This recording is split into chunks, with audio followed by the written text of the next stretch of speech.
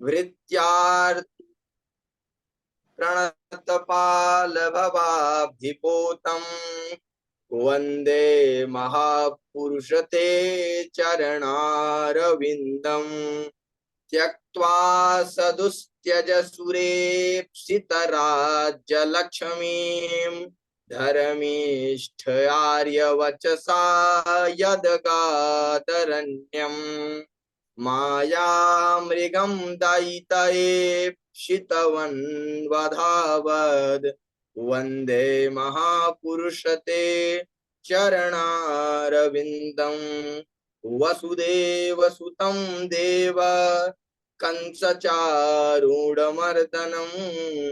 देवकी परमानन्दम् कृष्णं वन्दे जगद्गुरुं। जी, अब एक बार आप अपने एक एक करके प्रश्न रखिए। जी जी, एक तो गुरु, शास्त्रों ने गुरु के बारे में क्या क्या कहा है और गुरु कितने प्रकार के? गुरु कितने, पहले तो ये जान लें कि गुरु के लक्षण क्या है। गुरु के साथ गुरु के लक्षण क्या है, कैसे पहचाने कि कौन गुरु है, गुरु में क्या क्या होना चाहिए, क्या लक्षण होने चाहिए गुरु के।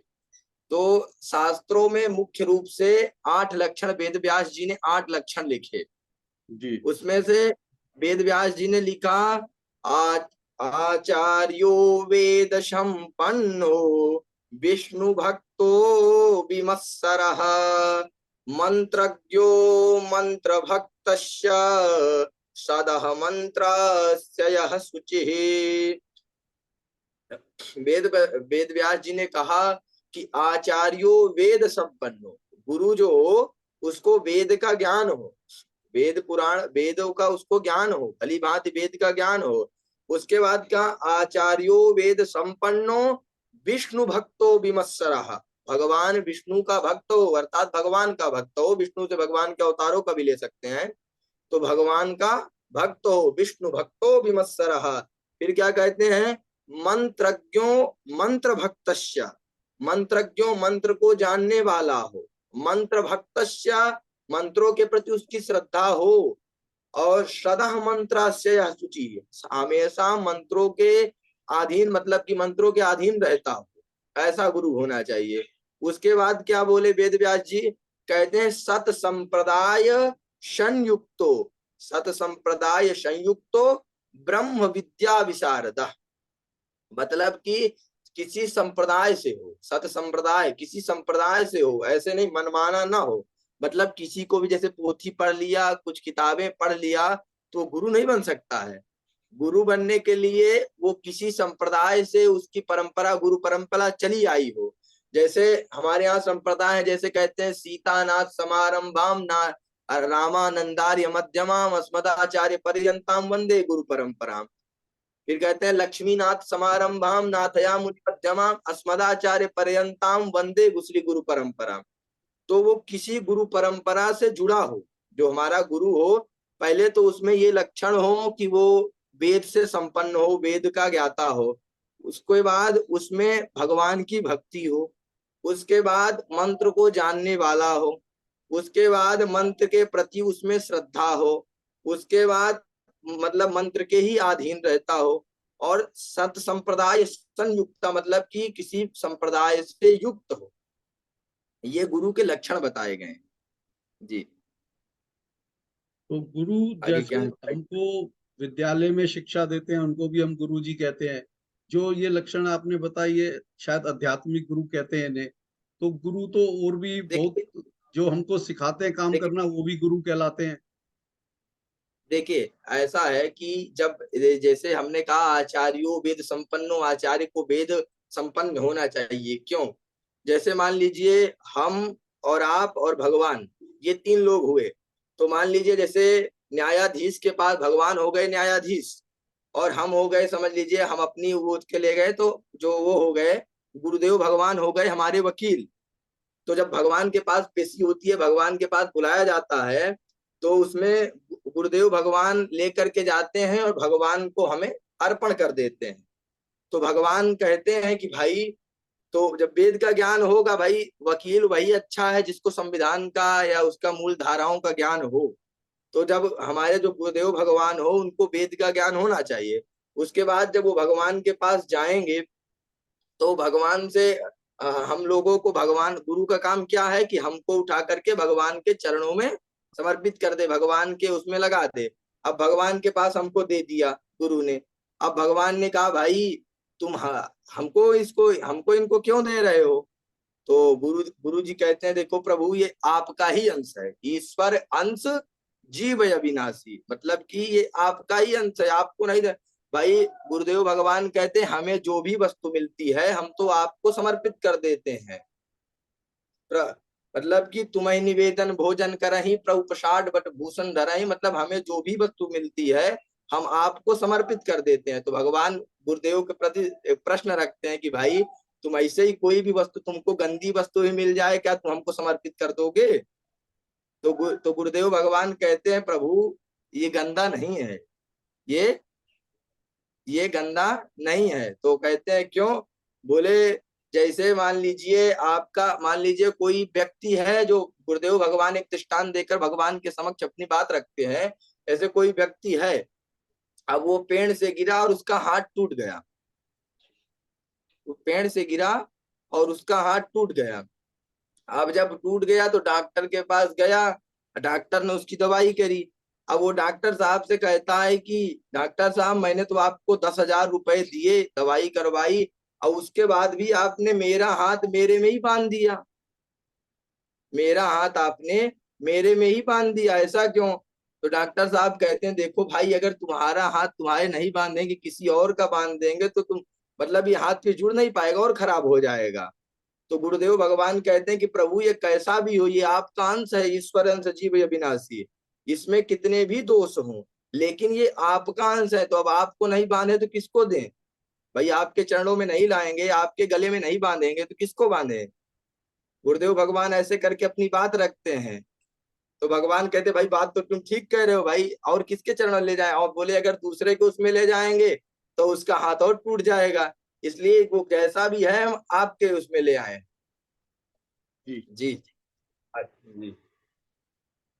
तो शिष्य को गुरु बनाने से पहले क्या क्या चीजों की सावधानियां रखनी चाहिए ताकि वो एक, जैसे अब आपने पहचान तो बता दी शास्त्रों के हिसाब से, पर उस पहचान जी को कैसे पहचाने, वो किस चीज का ध्यान रखे ताकि वो किसी ऐसे गुरु के पास ना फंस जाए जिसके पास देने को ज्ञान ही ना हो।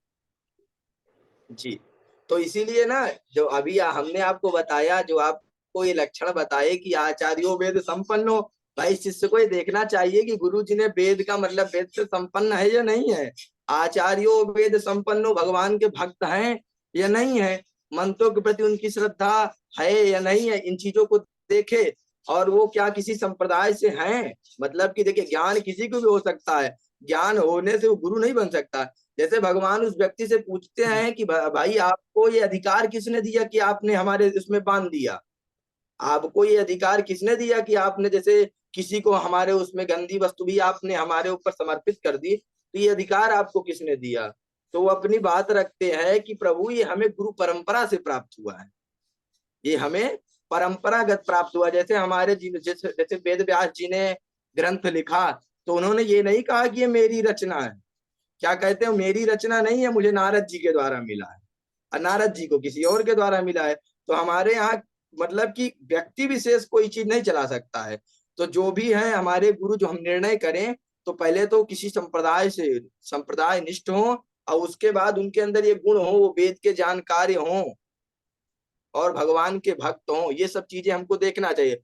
और जैसे भागवत में आता है कि तितिक्षवा कारुणिका सुहृदा सर्वदेहिनाम अजात शत्रवा शांता साधवा साधु भूषणा, मतलब कि जैसे साधुओं को जो आभूषण बताए बोले तितिक्षवा, बड़े सहनशील होते हैं। मतलब आपको जैसे पहचानना है कि अब आपको सही गुरु की पहचान करनी है तो पहचान भागवत के हिसाब से कपिल देव, भगवान कपिल देव बता रहे हैं कि तितिक्षवा कारुणिका सुहृदा सर्वदेही नाम, मतलब उनके अंदर सहनशीलता बहुत होती है, बड़े सहनशील होते हैं और करुणा बहुत होती है।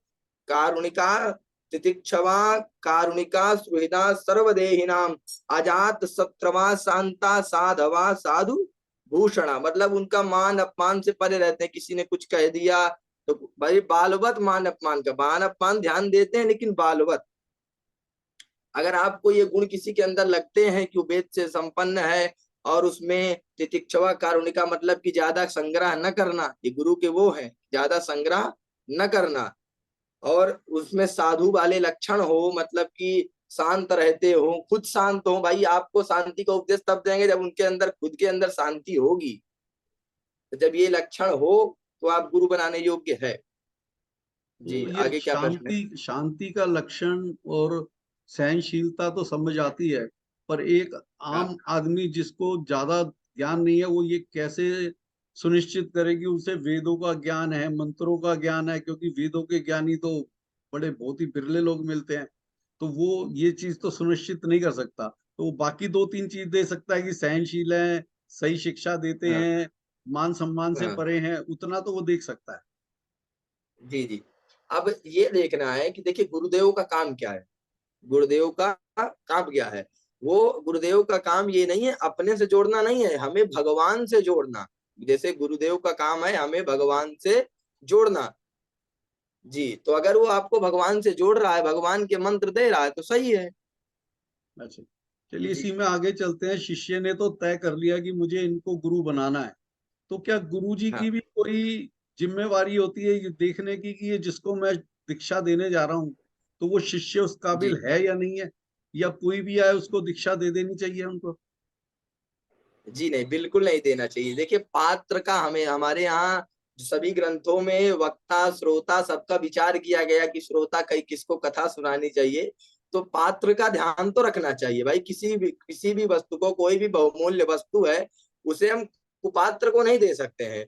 तो गुरुदेव भगवान को ये ध्यान रखना चाहिए कि भाई पात्र है या नहीं है, सही पात्र। जैसे पात्र नहीं है तो इसका मतलब ये नहीं है कि उसको अपनी शरण में ना लें, उसको ज्ञान ना दें। जैसे मान लीजिए कोई पात्र नहीं है, कोई अच्छा व्यक्ति नहीं है, तो गुरुदेव का कर्तव्य है कि उसको अपनी शरण में लेकर के पहले उसके अंदर उसमें पात्रता लाए, उसमें नम्रता लाए। जैसे कोई बर्तन है, अब बर्तन में गहराई नहीं है तो उस बर्तन को गहरा बनाए। गुरुदेव का कर्तव्य है भाई, वो तो मिट्टी है, वो तो मिट्टी है जो आया है। अब उसको गुरुदेव जैसे चाहे उसको बना सकते हैं। कच्ची मिट्टी अगर है तो उसको चाहे तो उसको बढ़िया पात्र बना करके उसके बाद उसमें ज्ञान का संचार करें। पहले तो उसको उस लायक बनाएं, उसके बाद उसको मंत्र दीक्षा दे। ऐसे नहीं कि कोई भी आया मंत्र दीक्षा दे दिया, ऐसे नहीं होना चाहिए। जी। जी अब पंडित जी जैसे कहते हैं कि गुरु गोविंद दो खड़े काके लागू पाए, बलिहारी गुरु हाँ। आपने गोविंद दियो मिलाए, तो इसके ऊपर मिला है। आप कुछ प्रकाश डालेंगे कि इसमें सही व्याख्या क्या है? जैसे देखिए गुरु गोविंद दो खड़े काकू लागू पाओ, इसमें देखिए कहा, इसमें कहते हैं कि भाई भगवान भी खड़े गुरु भी खड़े। अब जैसे लौकिक भाषा में देखा जाए कि अगर भगवान आपके सामने, अगर भगवान भी खड़े हो जाएं और गुरु गुरु भी खड़े हो जाएं, तो आपको सबसे पहले किसका प्रणाम करना चाहिए? किसका प्रणाम करना है? हम आपसे पूछ रहे हैं किसका प्रणाम करना चाहिए, कि किसको? मैं तो गुरु गुरु का देखिए इस भाई इस उसमें देखिए, पोएम में से उसमें हम भगवान को, जी। भाई उसमें देखिए उसमें हम भगवान को पहले प्रणाम नहीं कर सकते। क्यों नहीं कर सकते? क्योंकि उन्हीं गुरु ने भगवान का परिचय बताया है। उन्हीं गुरु के द्वारा, उन्हीं गुरु के मतलब कि उन्हीं के कारण हम भगवान तक पहुंच पाए हैं। जैसे देखिए गोस्वामी जी ने रामचरितमानस को लिखा, तो गोस्वामी जी ने जब उस ग्रंथ का शुभारंभ किया तो गोस्वामी जी ने मंगलाचरण किया। और मंगलाचरण में गोस्वामी जी क्या कहते हैं? वर्णानाम अर्थ संघानाम रसानाम छंदसामपि मंगलानाम च कर्तारौ वंदे वाणी विनायकौ। तो वहां पर गोस्वामी जी ने क्या कहा? बोले वंदे वाणी विनायकौ। पहले वाणी मतलब सरस्वती, भगवान गोस्वामी जी ने सरस्वती को प्रणाम करने के बाद भगवान गणेश को प्रणाम किया। तो किसी ने गोस्वामी जी से पूछा कि गोस्वामी जी से बोले महाराज प्रथम पूज्य तो गणेश जी महाराज है, तो आपने पहले वाणी को क्यों प्रणाम किया, मतलब सरस्वती को क्यों प्रणाम किया? तो गोस्वामी जी ने कहा भाई प्रथम पूज्य तो गणेश जी हैं, लेकिन प्रथम पूज्य गणेश जी हैं, इसका ज्ञान किसने करवाया? इसका ज्ञान किसने करवाया? तो बोले वाणी ने करा, मतलब कि सरस्वती ने करवाया। तो इसलिए पहले प्रणाम के योग्य कौन है? बोले पहले प्रणाम के योग्य सरस्वती है, अर्थात वाणी है पहले उसकी प्रणाम के योग्य। क्योंकि इसके द्वारा ही हमको पता चला है कि गणेश जी महाराज प्रथम पूज्य हैं। तो इसी प्रकार गुरुदेव के द्वारा हमको पता चला, गुरुदेव ने बताया। गुरुदेव का काम क्या है कि भगवान के प्रभाव के बारे में बताना, भगवान के स्वभाव के बारे में बताना। भाई जब तक हम जिस व्यक्ति के बारे में जानेंगे नहीं, तब तक उस व्यक्ति के बारे में उसमें श्रद्धा हो ही नहीं सकती हमारी। ऐसे गोस्वामी जी ने लिखा, गोस्वामी जी रामचरितमानस में लिखते हैं कि जाने बिनु न होई प्रतीति, बिनु प्रतीति होई नहीं प्रीति। जिस व्यक्ति के बारे में जब तक हमें जानकारी नहीं रहेगी, तब तक उसके प्रति हमारा प्रेम हो ही नहीं सकता है। जैसे कोई कितना भी महान व्यक्तित्व हमारे बीच में आकर के चुपचाप बैठ जाए, तो शायद हम तब तक उसको प्रणाम भी न करें जब तक उसका किसी ने हमें परिचय न बताए कि भाई इनका ये परिचय है, यहाँ से आए हैं, इनका ये कार्य है। तो जब तक परिचय नहीं पता है तब तक हम उनको प्रणाम भी नहीं करेंगे। तो कहते हैं कि जाने बिन होई प्रतीति, बिन प्रतीति होई नहीं प्रीति।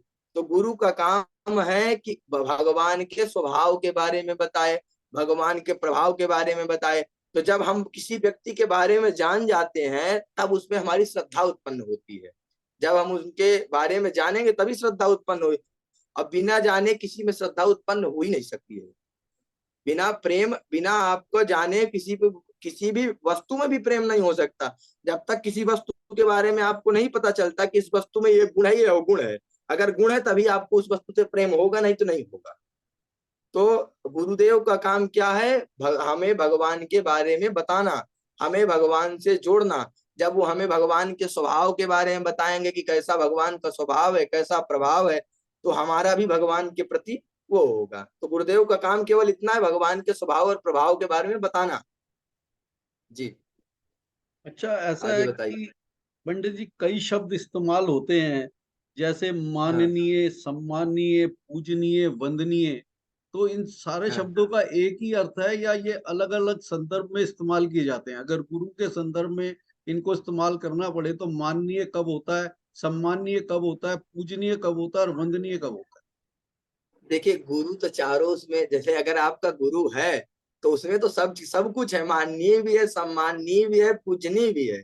तो वो शब्द एक ही है, समझ लीजिए। वो चारों शब्द अगर आपके गुरु जी हैं तो चारों शब्द गुरु में लग जाएंगे वो। है? ये जी सदगुरु के लिए तो आपकी ये डेफिनेशन जो आपने बताई, परिभाषा ठीक है, पर सारे गुरु हाँ तो सदगुरु नहीं होते। एक जैसे स्कूल में पढ़ाते हैं, गवर्नमेंट की शिक्षा को किताबों में लिखी हुई देते हैं, तो जैसे आपसे हाँ। पहले देखिए चर्चा भी हुई थी, ग से गधाई पढ़ा रहे हैं, तो उसमें ऐसा और देखिए, सदगुरु में तो फर्क है। देखिए अब हम निर्णय कैसे करें। देखिए गुरु और मास्टर जी में अंतर होता है, गुरु और मास्टर जी में अंतर होता है। क्या अंतर होता है? छोटा सा अंतर होता है। गुरु और मास्टर जी में ये अंतर है कि भाई मास्टर जी वो हैं जो सरकार के दिए हुए शिक्षा नीति को ही पढ़ाएं। जैसे हिरण्य कशिपु थे, भगवान प्रहलाद जी के जो गुरु जी थे, संडमर्क जी।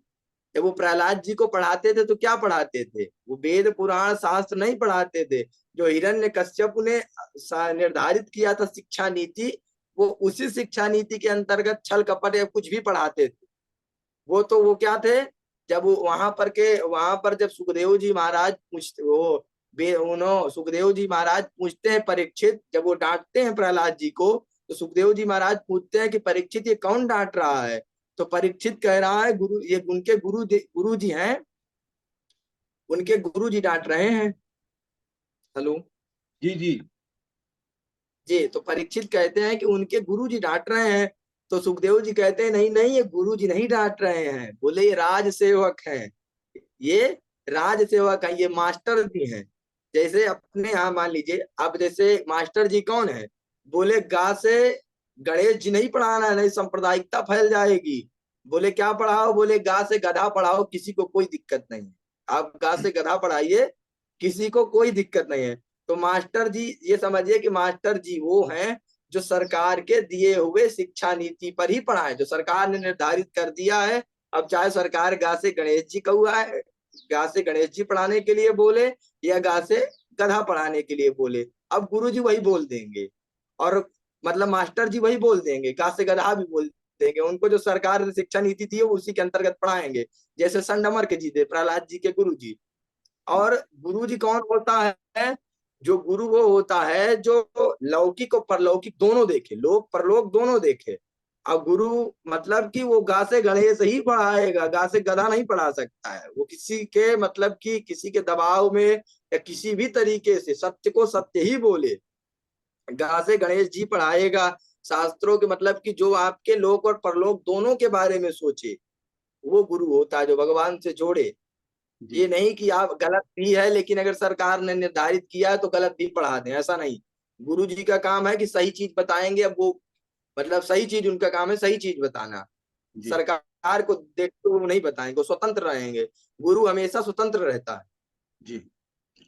अब जी। ऐसा है कि अगर किसी ने मान लीजिए गुरु जी से दीक्षा ले ली है और आज उसे समझ में आता है कि मैंने जो दीक्षा ली है इनके पास ज्ञान देने को नहीं है, या उनकी कुछ चीजों के कृत्यों के बारे में उनको पता चलता है, तो उस हाँ, शिष्य के लिए शास्त्रों के हिसाब से क्या आचरण उसे करना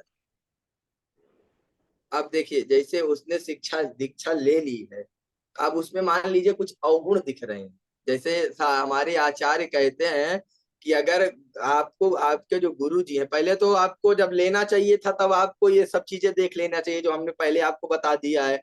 अब आपने नहीं देखा और आपने ले लिया, तब आपको ये देखना चाहिए। मान लीजिए गुरु जी आपके बहुत ज्यादा आपको लग रहे हैं कि कामी है, अब लेने के बाद अब आपको पता चला है आप ले चुके हैं, तो अब आप ये समझिए कि ये भगवान श्री कृष्ण है और लीला कर रहे हैं।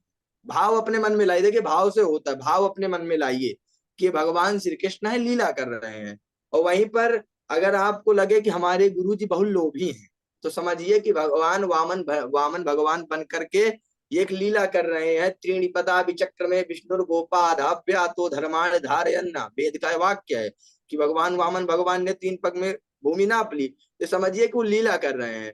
और वहीं पर अगर आपके गुरु जी बहुत क्रोधी हों, तो उसमें ये भाव लाना चाहिए कि भगवान हमारे गुरु नरसिंह रूप में आए हैं। और अगर इन सभी चीजों से आपके गुरु जी बिल्कुल मर्यादित हों, तो समझ लीजिए कि भगवान श्री रामचंद्र जी हैं, मर्यादा पुरुषोत्तम है। ये हमको भाव लाना है अंदर से, और उनके दिए हुए जो मंत्र है उसमें अपनी श्रद्धा बढ़ानी है, ना कि गुरु जी में श्रद्धा बढ़ानी है। गुरु जी में नहीं बढ़ानी, मंत्र में श्रद्धा बढ़ानी है है। इसी जो में से उन्होंने साधन। जी, इसी जी में से सवाल बताइए। निकलता है कि आपने कहा कि हम उनका वामन जी का भाव लाएं, तो वामन जी का जी भाव लाके तो फिर भक्त उनको कहेगा भाई नाप ले मेरी संपत्ति, फिर ये तो उल्टी दिशा में चला जाएगा हिसाब।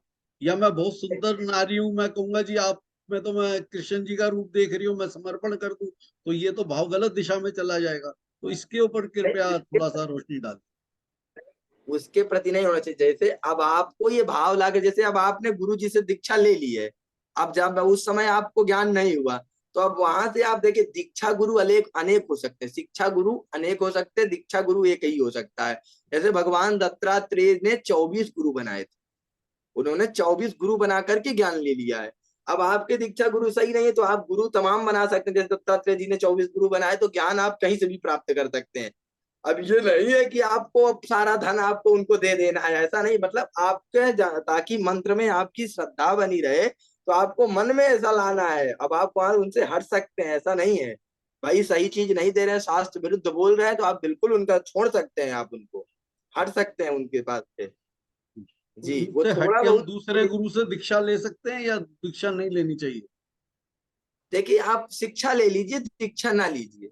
दीक्षा ना। मंत्र, भाई मंत्र है, मंत्र आपने ले लिया है, अब मंत्र मंत्र को आप जप करिए, बाकी शिक्षा आप किसी से लेते जाइए। ठीक है। जी अच्छा, ये अभी 10 मिनट में ये बंद हो जाएगा, तो 10 मिनट में एक दो सवाल और कर लेते हैं, उसके बाद जरूरत होगी तो मीटिंग को फिर 10 मिनट का ब्रेक करके शुरू कर लेंगे। तो इसमें जी बताइए। एक ये भी माना जाता है कि कई बार क्या है कि बहुत से गुरुओं को हमने देखा जल चढ़वाते हैं, दूध चढ़ाते हैं, कुछ 4-6 चेले होते हैं वही चढ़ाते हैं, और उसके गुरु गुरु प्रसाद कह के चरणामृत की तरह सबको देना शुरू कर देते हैं, क्योंकि वहां समाज हाँ में लोग होता है, कुछ लोग ले रहे होते हैं तो बाकी भी उसी शर्मा शर्मी में लेते हैं। तो ये कहाँ तक उचित जी देखिए, गुरु अपनी पूजा करवाए, अपनी चालीसा पढ़वाए, अपनी आरती करवाए, जैसे देखिए कुछ चीजें शास्त्रों में निवृत्ति परक को प्रवृत्ति परक बना लिया जाता है। जैसे शास्त्रों में कहते हैं कि पति परमेश्वर, शास्त्र कहता है पति परमेश्वर, तो अब पति परमेश्वर का अर्थ पत्नी लगाए। कौन लगाएगा? पत्नी लगाएगा, लगाएगी। पत्नी अपने पति को परमेश्वर समझे, पति अपने आप को परमेश्वर न समझ ले, क्या पत्नी पति को परमेश्वर समझे लेकिन पति अपने आप को परमेश्वर न समझ ले।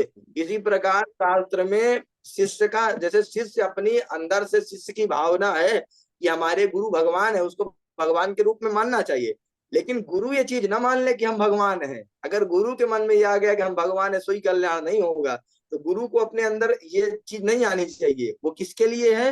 वो शिष्य के लिए। अगर शिष्य की स्वयं की निष्ठा है, उसके अंदर श्रद्धा है, अब वो खुद से उनकी धोलना चाहता है, उनकी आरती करना चाहता है तो कर सकता है। लेकिन गुरु का काम क्या है? गुरु का काम क्या है? अपने से न जोड़ करके भगवान के चरणों में भगवान से जोड़ना। अपने से जोड़ना गुरु का काम नहीं है। जैसे मतलब कि जैसे मान लीजिए भगवान का और हमारे बीच में गुरु का एक काम है कनेक्शन फिट करना। बस उनकी भूमिका यही है कि हमको वो करके भगवान के चरणों से जोड़ दें। ये नहीं कि अपनी अपनी चालीसा अपनी वो ये ना करवाएं। पूजनी है, अब हमारे अंदर भगवान मान करके हमारे अंदर श्रद्धा है, हम उनकी पूजा करते हैं तो सही है, लेकिन अगर वो अपने से खुद से अपनी पूजा करवाते हैं तो गलत है। शास्त्रों में ये चीज नहीं है। जैसे आप यही समझिए कि मातृ देवो भव पितृ देवो भव, शास्त्र ने बताया आचार्य देवो भव। तो अब इसका अर्थ ये नहीं है कि माता पिता, वो पुत्र के लिए नियम है कि वो अपने माता पिता को भगवान समझे, लेकिन माता पिता अपने आप को भगवान न समझ ले, क्योंकि वो तो साधारण ही रहेंगे। भाई वो अपने आप को भगवान न समझ ले, वो किसके लिए है? वो पुत्र के लिए है। इसी प्रकार गुरु जी अपने आप को भगवान न समझे। अब कोई शिष्य अपनी निष्ठा से अपनी श्रद्धा से अगर कुछ करना चाहता है तो वो कर सकता है। ठीक। अब कोई और कोई प्रश्न पूछना चाहता हो तो त्रिपाठी जी आप कुछ चर्चा को आगे बढ़ाना चाहें? नहीं ठीक है, बहुत अच्छा जो है आचार्य जी ने बताया। आप इसी में ठीक कुछ है, ऐड करना चाहें? 10 मिनट बाद फिर जुड़ना है ना। हाँ, अभी 5 मिनट में बंद हो जाएगा, फिर 10 मिनट का ब्रेक लेके जुड़ जाते हैं, या कहें तो अभी बंद करके फिर 10 मिनट बाद जुड़ जाते हैं। कोई बात नहीं, जैसे कट होता है तो फिर दोबारा जुड़ेंगे। हाँ, तो और किसी को अभी पूछना हो? भाभी आपको कुछ पूछना हो? अपना जो माइक है अनम्यूट कर लो भाभी, तब आवाज आएगी।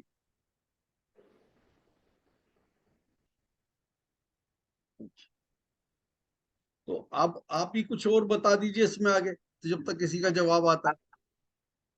देखिए, अभी अगर और किसी का कोई प्रश्न हो तो आप लोग पूछ सकते हैं। ठीक है। बाकी हाँ, बाकी अगर इसमें गुरु में और कुछ रह गया हो, आपको लग रहा हो कि कुछ बच रहा हो गुरु के विषय में, तो आप पूछ सकते हैं। जी आपको अगर ये लग तो रहा हो। ये तो पूछे गए प्रश्न थे जी जी जो आपने कई उत्तर दिए। बाकी अब आप कुछ ओवरऑल सारांश जो भी है गुरु के बारे में आप और थोड़ा विस्तृत उसमें जो है आप समझाने का प्रयास करें, तो है तो है ना। मिलने अब ये जो कट ऑफ होगा तभी, क्योंकि अब कटने वाला होगा जी तो जी जी अभी हाँ है, अभी शायद अभी अगर इनके पास कोई प्रश्न हो तो पहले बता दें, उसके बाद चालू कर जी दें, कुछ बता दें। जी। अगर आपके पास अभी कुछ प्रश्न हो तो आप पूछ लीजिए। कई बार ये देखा गया है कि शिष्य के समर्पण भाव को देखने के बाद बहुत जी बार जी गुरुओं की कुछ नाजायज डिमांड शुरू हो जाती है, जो कि अच्छा। अब वो देखता है तो भाव में आ गया तो कुछ ऐसी बातें सामने रख देते हैं कि वो मना तो कर नहीं पाता, और करने में उसको बहुत बोझ लग रहा है। तो ऐसे में क्या हम्म करना चाहिए शिष्य को? या वो करना तो चाहता है पर उसका इतना सामर्थ्य नहीं है कि उस बात को वो पूरा अकेले कर सके, तो वो कैसे अपने गुरु अच्छा जी को इस बात को अवगत कराए? अच्छा, मतलब कि वो कुछ देखिए, गुरु जी अगर कह रहे हैं, जैसे अब गुरु जी मान ली वो कोई भी चीज है, मतलब वो उस पर लागू हो रही है कि गुरु जी कह क्या रहे हैं। अब जैसे गुरु जी कह रहे हैं कि भगवान का भजन करिए, भगवान का माला जपिए, ये सब चीज कह रहे हैं तब तो सही है। अब अगर गुरु जी कह दें कि आप अपनी पूरी संपत्ति हमें दे दीजिए, तो ये भाई कुछ चीजें मानने योग्य है, कुछ चीज मानने योग्य नहीं है। अब आप में गुरु की प्रति श्रद्धा है तो आप कुछ भी कर सकते हैं। बाकी जो चीजें, जैसे गुरु कह रहा है आप सतमार्ग पर चलिए, गुरु का काम क्या है? आपको सतमार्ग पर चलाना। तो गुरु जी आपको बता रहे हैं कि भाई आप इस मार्ग पर चलिए, आप ऐसा करिए, अगर सही चीजें बता, आप हमारा भगवान का भजन करिए, ये चीजें बता रहे हैं तो सही है। और अगर गुरु जी ये कह दें कि भाई आप हमें अपनी संपत्ति दे दीजिए, ऐसा कुछ कर रहे हैं तो नहीं है भाई। देख, अपनी बुद्धि के अनुसार मानने वाली वस्तु को देख लेना चाहिए। भाई हमें सिद्धांतवादी बनना है, हमें व्यक्तिवादी नहीं बनना है। अगर उनके सिद्धांत अच्छे हैं, जो सिद्धांत अच्छे हैं, जो पालनीय है, पालन करने लायक है, तो उनका पालन करिए। जो सिद्धांत पालन करने लायक नहीं है तो उसको बिल्कुल पालन करने की जरूरत नहीं है। ठीक जी है, फिर चर्चा को यहीं विश्राम देते हैं। और अब मैं बात कर जी लूंगा, अगर सब आगे जुड़ना चाहेंगे तो मैं आपको फोन करके दोबारा कनेक्ट कर लूंगा, नहीं तो फिर इसको यहीं पर विश्राम करते हैं। ठीक है, जी जी नमस्कार, आपका जी। बहुत बहुत धन्यवाद। और राधे त्रिपाठी जी का, सर आपका भी बहुत बहुत धन्यवाद, आप जुड़े। और आप भी कुछ इस विषय में कहना चाहें तो कह सकते हैं, जब तक थोड़ा बहुत समय। कौन? आप त्रिपाठी जी। नहीं, बहुत अच्छा आचार्य जी ने कहा है, और अभी तो उन्हीं का टाइम है, वही जो जो कहना हाँ, होगा तो कहेंगे। तो और ये आचार्य जी कल से भागवत जी का मूल पाठ शुरू कर रहे हैं वृंदावन में, और शाम को जी इनकी वाणी का कथारस भी हमको 8 बजे से मिलेगा। तो उसका भी मैं लाइव वो भेज दूंगा, तो समय मिले तो जरूर कनेक्ट कीजिएगा। ठीक है, ठीक ठीक। तो आपका बहुत बहुत धन्यवाद हमारा मार्गदर्शन करने के लिए। तो हम इसको यहीं पर ही समाप्त करते हैं सेशन को। और फिर अगर कोई रिक्वेस्ट आई तो मैं आपसे पूछ लूंगा समय का, जुड़ जाएंगे, नहीं तो फिर करेंगे। ठीक है, जी जी नमस्कार, जी राधे कृष्ण। जी। राधे कृष्ण। राधे कृष्ण।